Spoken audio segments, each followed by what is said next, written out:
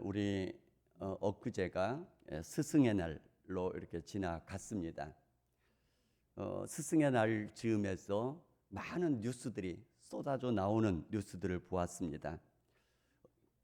어떤 뉴스냐면 학교에서 수학여행 또는 체험학습 또는 체육대회 이런 것들을 하지 않는 학교들이 점점 늘어나고 있다.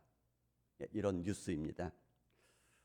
이렇게 된 계기가 됐던 것들이 여러 가지 있겠지만 뉴스에서 크게 다뤄지는 것 하나가 뭐냐면 2022년 11월 달에 강원도 속초의 어느 한 초등학교에서 현장 체험 학습을 하고 있었는데 어떤 아이가 버스가 후진하는 데 치여서 사망하는 사고가 일어났습니다. 그런데 그 사고로 인해서 담임 선생님이 아이들을 제대로 돌보지 않았다 고발했고 고소를 했고 결국에는 항소심에서 금고 6개월이라고 하는 선고를 받게 됩니다. 다시 말하면 담임 선생님이 제대로 아이를 돌보지 않았다라는 그런 이유로 형을 받게 된 거죠. 형사적인 책임을 지게 된 겁니다. 사고 발생 시 선생님 개인이 형사처벌을 받을 수 있다는 우려가 점점 이제 확산이 되는 것이죠. 왜냐하면 많은 아이들을 하다 보면은 놓칠 수도 있지 않겠습니까? 그래도 담임 선생님이 형사처벌을 받을 수도 있다라는 그런 우려가 되는 것이죠. 아이들을 데리고 나가다 보면 많은 아이들을 데리고 나가다면 가끔 학생들이 길을 잃어버릴 수도 있고요. 교통사고가 날 수도 있고 물놀이 사고가 날 수도 있고 놀이기구 사고도 날 수 있고 식중독에 걸릴 수도 있고 또 학생 간 폭력이 일어날 수도 있고 또 야간에 이탈할 수도 있고 이런 것들이 여러 가지가 발생할 수 있는데 이런 사건들이 발생할 때에 선생님들에게 형사적인 책임을 물을 수 있다라는 그런 우려가 점점 확산되면서 안 나가게 되는 이런 우려들이 점점 퍼져가고 있다라는 그런 뉴스들이었습니다. 또 이런 동영상도 있는 것을 봤습니다. 유치원 학생인 것 같은데요. 한 아이가 과도하게 선생님에게 폭력을 막 휘두르고 아이들에게도 막 다칠 수 있게 하고 그래서 이 선생님이 아이를 붙잡았답니다. 아이의 안전을 위해서도 주변 다른 아이들을 위해서도 손을 붙잡았죠. 근데 아이는 뿌리치려고 애를 쓰고 발버둥을 쳤겠죠. 그래서 아이의 손목에 약간 빨간 아주 엷은 빨간색이 이렇게 올라왔습니다. 그걸 가지고 부모님은 아동 학대로 고소를 했답니다. 결국은 형사 입건이 돼서 조사를 받고 있다. 이런 동영상도 올라와 있습니다. 그래서 이런 것들이 있죠. 만약에 이렇게 폭력을 행사하는 아이를 저지하지 않았다면, 그래서 다른 아이들이 다쳤다면 어떻게 될까요? 이 선생님은 방임했다라는 제목으로 고소를 당했을 것입니다. 그러니까 지도하면 아동학대, 지도하지 않으면 방임. 어쩌란 얘기입니까? 이렇게 해도 안 되고 저렇게 해도 안 되고. 선생님들이 이런 염려를 한다고 합니다. 가장 큰 문제 중에 하나가 아동복지법이 문제인데 그 중에서도 이게 정인이 사건 이후로 점점 더 강화가 되었는데 그 중에 가장 큰 문제가 뭐냐면은 정서적 학대 죄가 추가되었답니다. 무슨 얘기냐면 애가 잠자고 있으면 잠자지 마라. 그럼 아이가 정서적으로 학대를 받았다라는 거죠. 고소할 수 있습니다. 아이가 떠들잖아요. 떠들지 마라. 아이가 아이들 전체 앞에서 무안을 받았다라는 거죠. 정서적인 학대를 받았다는 얘기입니다. 고발할 수 있습니다. 아이가 수학 문제를 풀다가 수치심을 줬으니 아동학대죄 고발할 수 있다고 합니다. 그러면 고소를 하게 되면 형사 입건이 돼서 무조건 조사를 받게 되어 있다는 거죠. 거의 대부분은 무죄 판결이 나오지만 그 조사를 받는 몇 개월 동안 선생님은 굉장히 스트레스와 고통 속에 시달리게 된다. 뭐 이런 얘기인 것 같습니다. 이게 이제 선생님들 쪽입니다. 우리 부모님들 쪽.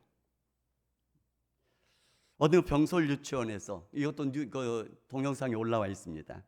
발달 장애를 갖고 있는 아이, 어떤 선생님으로 보이는 분이 3층에서부터 아이는 막 떼쓰고 이렇게 앉아 있는데 손목을 잡고 3층에서 1층까지 끌고 내려갔답니다. 다칠 수도 있는데 위험한데 짐짝처럼 끌고 내려갔다. 뭐 이렇게 표현이 되어 있더라고요.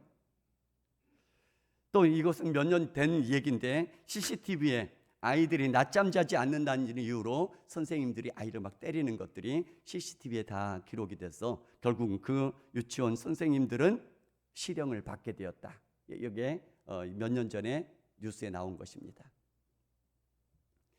양쪽이 첨예하죠. 물론 거의 많은 분들은 그렇지 않을 겁니다. 그러나 일부에서 이런 일들이 계속 벌어지고 있더라는 거죠. 이것의 핵심은 신뢰가 깨진 것 같습니다. 양쪽을 향한 신뢰가 깨진 거죠. 학생 인권 보호라는 명목과 교사의 정당한 교권이라는 이 사이의 균형이 깨져버린 이런 형태로 점점 심화되어져 가고 악화되어져 가고 있는 것이 지금 현실의 모습인 것 같습니다.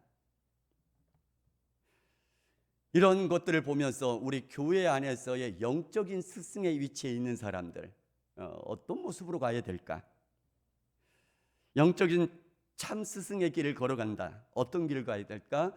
목회자가 될 수도 있겠고, 우리 주일학교 선생님이 될 수도 있겠고, 우리 순장님들이 될 수 있겠죠. 뿐만 아니라 장로, 권사, 안수 집사 등 직분을 받으신 분들도 교사의 입장에 서 있는 겁니다. 그것만이 아니라 다른 사람들보다 먼저 믿음의 길을 걷는 믿음의 선배들도 바로 교사의 길과 비슷하다라고 보시면 될 것입니다.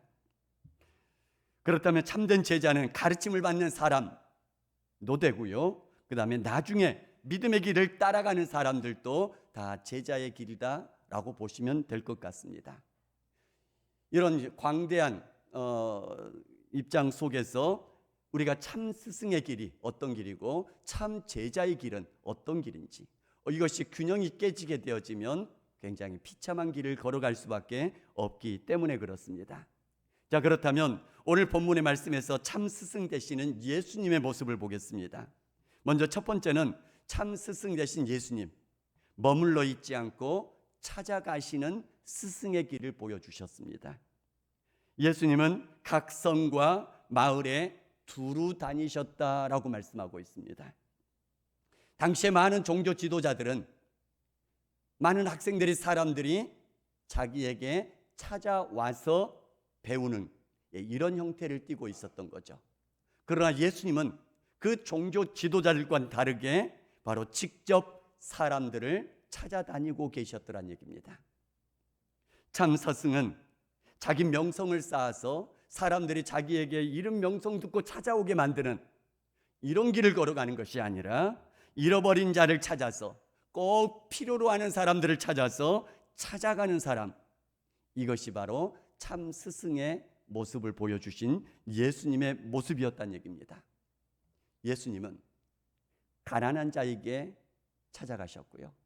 예수님은 병든 자에게, 소외된 자에게, 그리고 죄인들에게 직접 찾아가셨습니다. 이것이 선한 목자의 모습입니다. 요한복음은 예수님은 그리고 선한 목자는 양들을 위하여서 목숨을 버린다라고 말씀하고 있습니다. 요한복음에서는 길 잃어버린 한 마리 양을 찾아서 99마리를 옆에 두고도 그 한 마리를 찾을 때까지 찾아 나서는 그런 선한 목자의 모습, 바로 삼스승 되신 예수님의 모습을 보여주고 가르쳐주고 있다는 얘기입니다. 때문에 우리가 스승의 위치에 있는 사람이라면 부지런하게 찾아 나서는 그런 영적인 스승 될 수 있기를 주님의 이름으로 축복합니다. 그다음에 두 번째는 참 스승 되신 예수님, 하나님 나라를 전하는 스승이었다는 얘기입니다. 본문은 예수님이 하나님 나라를 선포하셨고 복음을 가르치셨다, 이렇게 말씀하고 있습니다. 예수님의 중심 메시지는 그러니까 하나님 나라였고 복음이었다는 얘기입니다. 다시 말하면 영적인 참 스승은 사람들을 하나님께로 인도하는 사람이어야 된다는 얘기입니다. 영적인 참 스승은 하나님의 통치를 바라보도록 사람들을 지도하고 이끌어가는 사람이어야 된다라는 것입니다. 예수님은 뿐만 아니라 하나님 나라를, 복음을 가르치셨을 뿐만 아니라 직접 삶으로 보여주면서 나를 따르는 자가 되라, 너희도 이같이 행하라 라고 말씀하고 있더란 얘기입니다. 예수님은 직접 낮아지셔서 제자들의 발을 씻겨주십니다. 그러면서 너희도 이같이 행하라 라고 말씀합니다. 예수님은 세리와 죄인들의 친구가 되어주면서 너희도 이같이 하라, 섬김을 받는 자가 아니라 섬기는 자가 되라 라고 말씀하고 있습니다. 왜냐하면 하나님 나라의 원리는 이 세상의 원리와 반대이기 때문에 그렇습니다. 군림하는 것이 아닙니다. 섬김을 받는 자리가 아닙니다. 무슨 자리라고요? 낮아지는 자리고 섬겨주는 자리고, 이것이 하나님 나라이고 이것이 복음인데, 이것을 가르쳐주는 것이 참 영적인 스승이고 이러한 삶의 모습을 보여주는 것이 참 스승의 모습이 되어야 될 것이란 얘기입니다. 영적인 스승은 하나님 나라의 복음을 입을 열어서 가르쳐줄 뿐만 아니라 삶으로 살아냄으로써 삶을 보여줄 수 있는 그런 영적인 스승들이 될 수 있기를 주님의 이름으로 축복합니다. 그 다음에 세 번째 참 스승의 모습은 사람을 회복시켜주고 있습니다. 2절을 보면 아주 중요한 말씀을 하십니다. 악기를 쫓아내심과 병 고침을 받은 어떤 여자들이라고 나오지요. 다시 말하면 예수님 곁에는 상처 입은 사람들이 있더란 얘기입니다.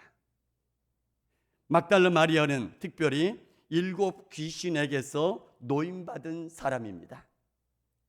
단순히 질병이 아니라 깊은 절망과 그리고 속박 상태에 있었던 것을 암시하고 그 고통 속에서 다시금 일으켜 세움을 받은 그런 사람, 이 사람이 바로 이렇게 사람들을 세워주고 회복시켜주는 그 일 감당한 것이 바로 예수님의 참 스승의 길이었다는 얘기입니다. 예수님은 사람들을 버리지 않으셨습니다. 참 스승은 그러기 때문에 완벽한 사람만 곁에 두는 것이 아니라 망가진 사람까지도 회복시켜주는 그런 사람이 참 스승의 모습이 될 것이란 얘기입니다. 교회가 진짜 예수님의 공동체라면 깨끗한 사람들만 모이는 것이 아니라 회복된 죄인들의 공동체가 되어야 할 것입니다. 회복되도록 도와주는 공동체가 되어야 될 것입니다.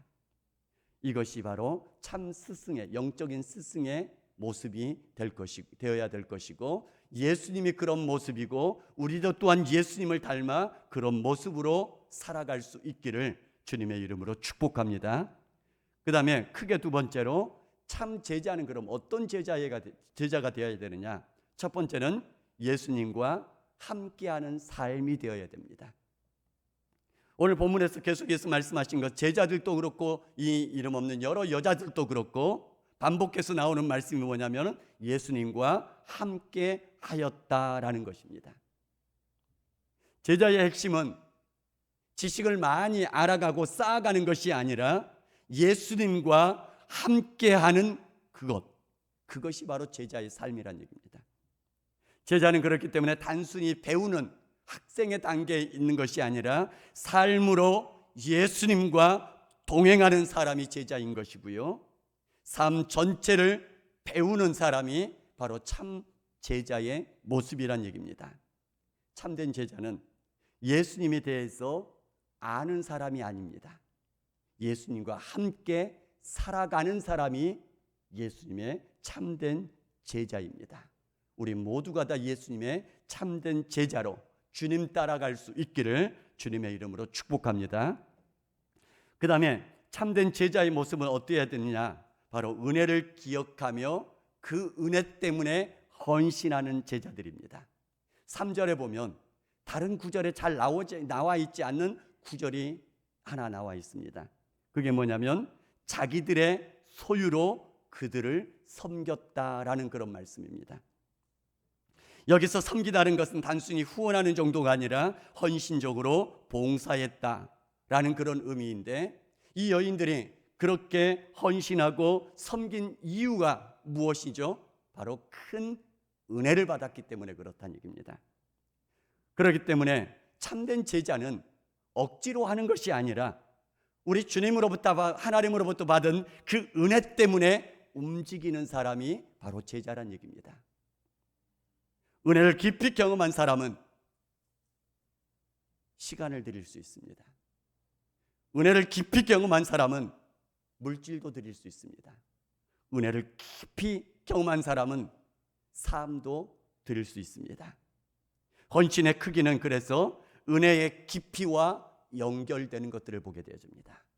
때문에 세상의 선생과 제자의 관계가 전혀 다른 것은 이 영적인 스승과 영적인 제자의 관계가 다른 것이 뭐냐면 바로 큰 은혜를 받은 사람들이 그 은혜를 기억하고 그 은혜에 헌신하는 사람, 이것이 바로 참된 제자의 모습이란 얘기입니다. 그렇기 때문에 참된 제자가 되기 위해서는 먼저 선행돼야 될 것이 뭐냐면은 그 은혜 가운데 나아가야 될 것이고요. 그 은혜를 체험하며 은혜 가운데, 감격 가운데 세워질 수 있어야 될 것입니다.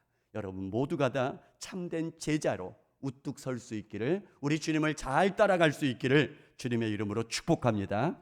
자, 그러면 참 스승과 제자의 관계는 지배 관계가 아니라 가르치는 관계, 배우는 관계, 단순히 이런 관계가 아니라 생명의 관계가 되어져 있는 것들을 보여주고 있다는 얘기입니다.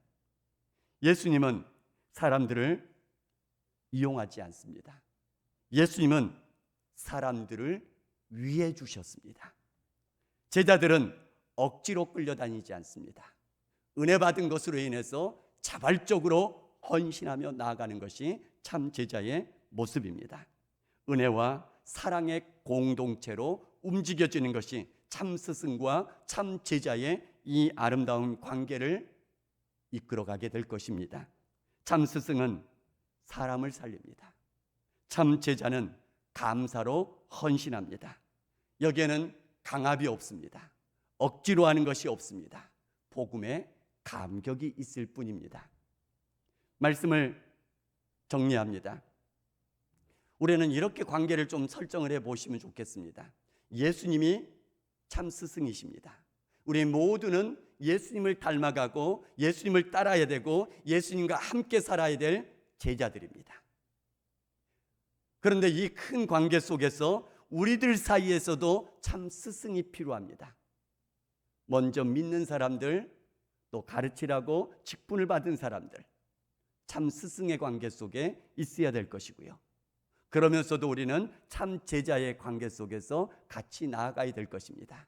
자, 그렇기 때문에 우리는 두 가지 역할들이 다 있습니다.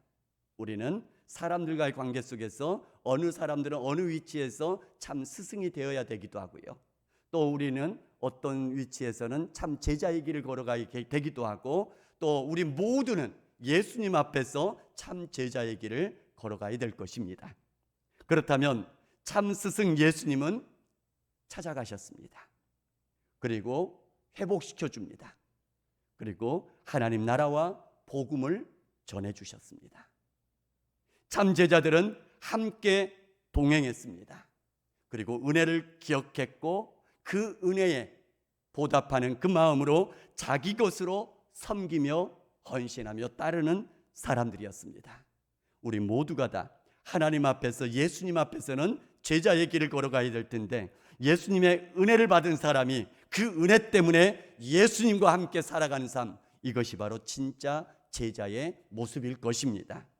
때문에 우리 교회는 완벽한 사람들이 모여있는 그 교회의 모습이 아니고 은혜 받은 사람들이 참 스승 되신 예수님을 따라 함께 걸어가고 함께 살아가는 그런 사랑의 공동체를 만들어가는 것이 참 교회의 모습인 것을 기억하며 우리 모두 함께 그렇게 주님을 바라보며 나아갈 수 있기를 주님의 이름으로 축복합니다. 같이 찬양하며